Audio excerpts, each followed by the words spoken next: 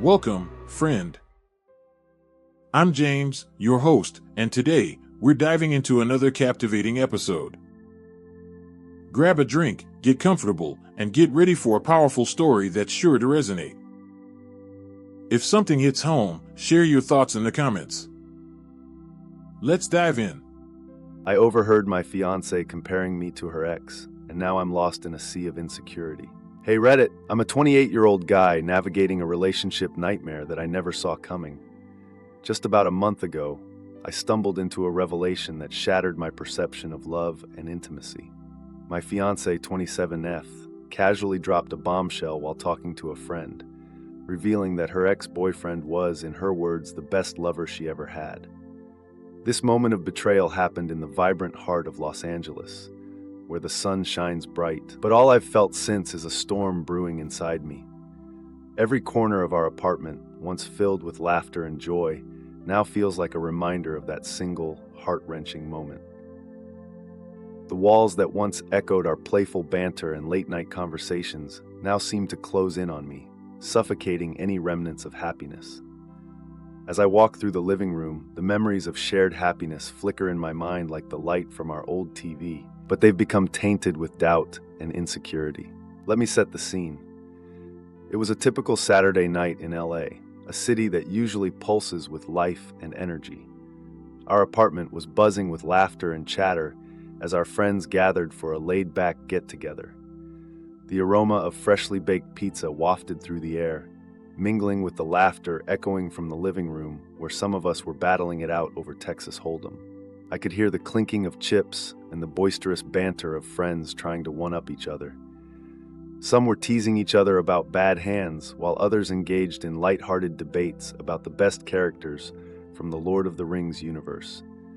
Others were cozied up on the couch, engrossed in a marathon of the epic saga, their eyes glued to the screen, while the film's stirring soundtrack swelled in the background. The atmosphere was alive, vibrant, and intoxicating in its camaraderie. I thought my fiancée was there with them, sharing popcorn and jokes, immersed in the camaraderie of the moment, her laughter ringing like music in my ears. But fate had other plans, and little did I know, a pivotal moment was lurking just around the corner, waiting to unravel everything I held dear. At some point, we ran out of soda, and I decided to venture into the kitchen for some drinks and snacks. As I rounded the corner, I heard my fiancée's voice, warm and familiar, but tinged with something I couldn't quite place. She was in the kitchen, seated at the table with her close friend, a coffee cup cradled in her hands, their laughter bouncing off the walls like playful echoes of their shared memories. The soft glow of the overhead light created an intimate atmosphere, where secrets and confessions often flourished, cocooning them in their world. I stopped in my tracks, curiosity piquing my interest, thinking I'd surprise them with snacks and join in their conversation. The anticipation of what they might say danced in my mind, filling me with the warmth of friendship and a sense of belonging. But then, like a knife piercing through the joy of the moment, I heard her say, "Jason is great, but he will never be the lover that Bill was." My heart plummeted to my stomach, a visceral reaction that knocked the breath out of me. She followed it up with, "It's not really fair to Jason, though. Bill was just really gifted down there." In that instant, the air felt thick, heavy, as if the universe had conspired to expose the very insecurities I'd worked so hard to bury. The realization hit me like a freight train. I felt exposed and vulnerable, standing on the precipice of heartbreak. The words hung in the air like a noose, tightening around my chest, and I suddenly found it hard to breathe. I should have turned back, left the room without being seen, but something compelled me to step forward, to confront this gut-wrenching reality that had just been laid bare before me. As I walked in, her friend's eyes widened, and she shot a warning glance at my fiancée, alerting her to my presence.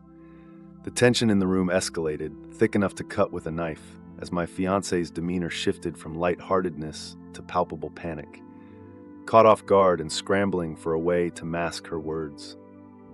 I could almost see the gears turning in her mind as she frantically searched for the right words, but all I could think was how her simple statement felt like a betrayal, an unexpected punch to the gut. "Hey babe," she chirped, her tone light and casual, masking the gravity of the moment. I forced a smile, my heart racing as I replied, "Hey, how's it going?" Inside, I was screaming, desperately wanting to shout, "How could you say that?" Instead, I swallowed my emotions, grabbed some snacks, and returned to the living room, feigning ignorance as laughter echoed around me, the sound feeling distant and hollow, like I was listening from behind a glass wall.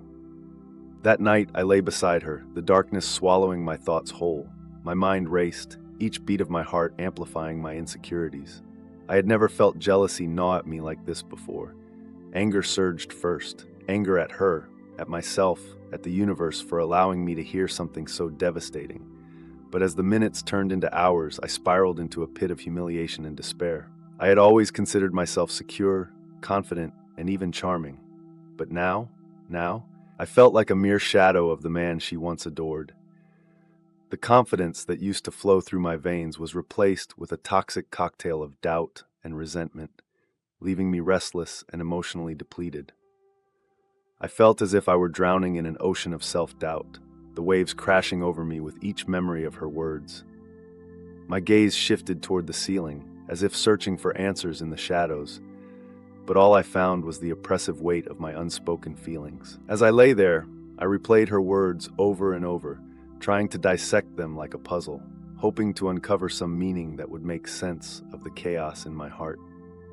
But each time I thought I had it figured out, another wave of doubt would wash over me, dragging me deeper into despair. Days turned into a blur, a monotonous cycle of avoidance and pretense. I started avoiding her like the plague, trying to keep my distance as if that could somehow shield me from the truth. The once vibrant love between us dimmed to a flickering flame, each interaction heavy with unspoken words and doubts. I would sit across from her at dinner, feeling like a stranger in my own home, while she chatted about her day, completely unaware of the turmoil brewing inside me. The vibrant conversations we used to share were replaced by uncomfortable silences, and every word felt like an echo of my insecurities. I watched as she searched my eyes for signs of affection, her brows furrowing in confusion as she struggled to understand why the warmth had vanished. There were moments when she would reach out, a gentle touch on my arm, or a warm smile, and I would feel a pang of longing, but I quickly pushed it down, reminding myself of her betrayal. She sensed the shift. The laughter that once filled our home faded to whispers of confusion and concern, a palpable tension hanging in the air like an unresolved argument. It was as if we were two ships passing in the night, our paths so close yet so impossibly far apart. I could feel her desire to reach out, to bridge the gap that had formed between us, but I was paralyzed, unable to reciprocate. Then came a night that felt like a cruel twist of fate. A few days after my revelation, we found ourselves in bed together, the moonlight spilling through the curtains, illuminating her face with a soft glow. She reached for me, her intentions clear, but instead of feeling desire, I felt paralyzed by inadequacy. The intimacy that once ignited sparks between us felt like a distant memory, a cruel joke the universe had played on us. My mind raced with thoughts of her ex, a specter haunting our most intimate moments. What did he do that I can't, I wondered. The question reverberated through my mind like a haunting melody, drowning out any chance of connection. Each gentle touch from her felt like a reminder of my shortcomings, a cruel reminder that I could never compete with the ghost of Bill. I felt suffocated by the weight of my insecurities, each breath a reminder of my failure to measure up. I desperately wanted to reclaim our connection, to feel the warmth of her love, but my doubts wrapped around me like chains, holding me captive in a prison of my own making. "I must be stressed from work," I mumbled when she asked what was wrong, hoping to brush it off, but deep down, I knew the truth. It was her words that haunted me, echoing in my mind like a broken record. The moment felt like an avalanche, burying me under layers of shame and self-doubt. The vulnerability of that moment clawed at my insides, unraveling every thread of confidence I had left. The pressure built until I could no longer hold it in. I took a deep breath, summoning every ounce of courage I had left, and laid bare my soul, exposing the wounds she had unknowingly inflicted. "I heard what you said about Bill," I confessed, my voice shaky and barely above a whisper. The act of confessing felt like a betrayal in itself, a violation of the love we had built together.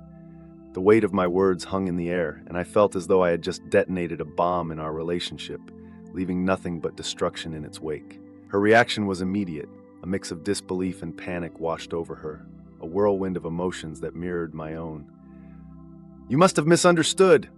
I didn't mean it like that," she insisted, her voice tinged with urgency. But I repeated her words verbatim, feeling the weight of each syllable hang in the air, as if they were accusing fingers pointing directly at me. As the reality sank in, I watched the color drain from her face, and for a brief moment, the look of regret washed over her features. I wanted to see her fight for me, to prove that I was the one she wanted, but instead all I saw was fear and confusion. It felt as if the walls were closing in, suffocating me with the truth I had uncovered. She opened her mouth to speak, but words failed her, and in that silence, I could feel the gulf between us widen. When she finally grasped the gravity of what I had heard, she tried to apologize, to comfort me, but her words felt hollow, echoing against the walls of my shattered ego. "I never meant to hurt you," she said, her voice trembling slightly, but I could see the struggle in her eyes as she fumbled for a way to repair the damage. She assured me I was better in so many ways, but all I could hear was the pain in my own heart, drowning out her attempts to reassure me. I watched her face contort with empathy and regret, her brow furrowing in distress as she tried to connect with me, but all I could focus on was the stark reality that her past still had such a hold on her. It was as if I was trapped in a scene from a movie, watching her lips move but unable to hear the sound, my world reduced to the deafening silence of my inner turmoil. Weeks passed, and the chasm between us only widened. I felt like a ghost haunting my own life, walking through the motions while my heart checked out completely. Intimacy? That was out of the question. Every time she reached for me, I felt a wall rise higher between us, a fortress built from insecurities and unspoken fears. I could see the frustration mounting in her eyes as she desperately tried to breach the distance that had grown between us. The conversations we once shared, filled with laughter and love, now felt like a distant memory, replaced by awkward silences and half-hearted exchanges. The warmth of our connection had turned into a cold war of emotional standoff, where we both tiptoed around each other's feelings, terrified of setting off the next explosion. The reality of our situation sank in deeper with each passing day. The more I thought about Bill, the more I realized how much of an emotional grip he still had on her. He had left her heartbroken, and now, years later, it felt as though she was still caught in his web, tangled in the remnants of a love that had once been so consuming. I couldn't shake the thought, if he came back, would she leave me for him? The fear clawed at my insides, gnawing away at any remnants of self-esteem I had left. It was a question that haunted me at every turn, tainting the love I felt for her with a bitter aftertaste. I felt like a mere placeholder, a good friend who she allowed to sleep with her, but not the passionate lover she craved. I found myself spiraling into a dark place, grappling with feelings of inadequacy that had never before crossed my mind. What if I lost my job? What if I could no longer provide for us? Would she still want me then, or would she long for the shadow of Bill? These thoughts became a relentless tide, drowning me in despair. I pictured her with him, the way they must have been together, the chemistry they shared that I could only dream of replicating. I would lie awake at night, staring at the ceiling, imagining her smile as she recounted their adventures, her laughter ringing out like music, and I would feel the sting of tears threatening to spill over. My heart ached with jealousy, a dark emotion that warped my perception of everything we had built together. I couldn't shake the feeling that I was losing her, piece by piece, every time I replayed her words in my mind. Finally, I knew I had to confront the situation head-on. I couldn't keep spiraling down this path of self-doubt. I had to either find a way to heal from this or make the hardest decision of my life, to end our engagement. But how could I address this without sounding insecure? How could I express my hurt without pushing her further away? I felt trapped in a labyrinth of emotions, desperately trying to find a way out. One evening, after another day of awkward silences and forced smiles, I mustered the courage to sit down with her. My heart raced as I laid out my feelings, exposing the rawness of my pain and vulnerability. "I can't keep pretending everything is okay," I said, my voice barely above a whisper.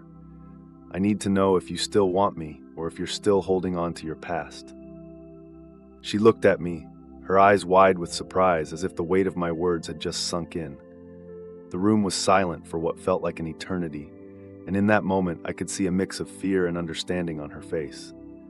"Jason," she finally said, her voice trembling, "I never meant to make you feel this way. I love you. I want to build a future with you." But even as she said the words, I felt a flicker of doubt. Did she mean it? Could she really let go of her past and choose me? That conversation opened the floodgates to a whirlwind of emotions. We both cried, shared our fears, and for the first time in weeks, I felt a glimmer of hope. But I also realized that healing wouldn't be instantaneous. It would take time, patience, and a lot of hard conversations. It was a start, but the journey ahead felt daunting. The road to recovery would be filled with bumps, and I knew I would have to confront my insecurities head on. I had to learn to trust her again, to trust that her love for me was real, not just a consolation prize. As days turned into weeks, we began to navigate this complicated landscape together. We talked more openly about our feelings, addressing the elephant in the room instead of tiptoeing around it.